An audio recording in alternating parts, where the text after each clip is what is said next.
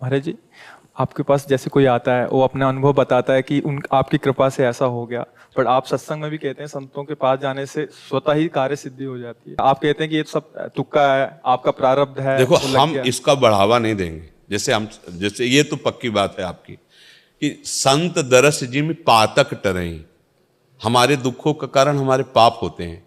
और जब हम किसी संत के दर्शन के लिए जाते हैं, वहां क्या चमत्कार है, हम इस बात के पर नहीं जोर देते। हम देते हैं आपके भाव के चमत्कार का।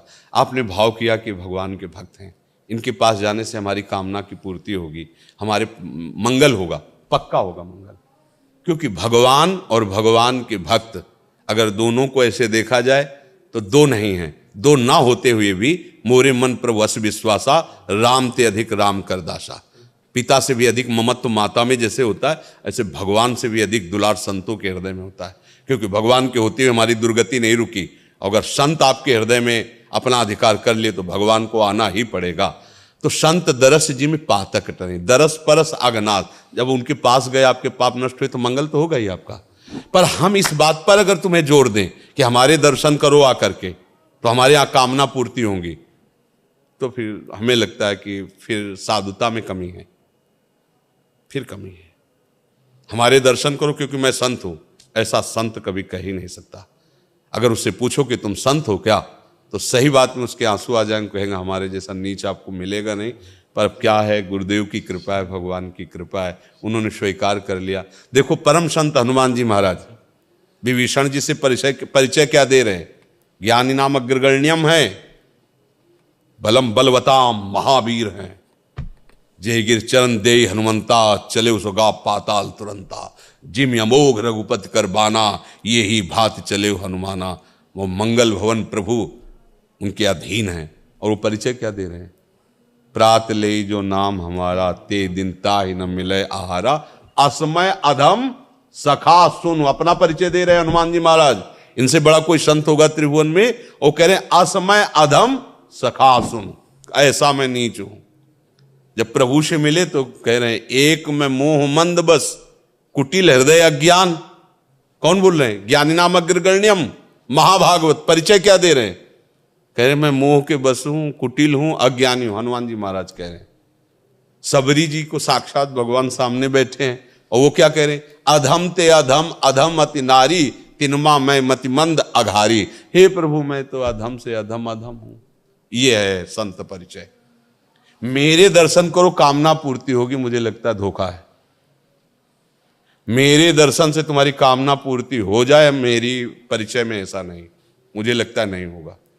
नहीं हो तो गया, वो आपका भाव है, आपकी श्रद्धा है। आप संत भावना से आए तो आपकी श्रद्धा का फल आपको भगवान दे रहे हैं। मेरे में ऐसी कोई सामर्थ्य पक्का नहीं है, पक्का नहीं है, ये बात है।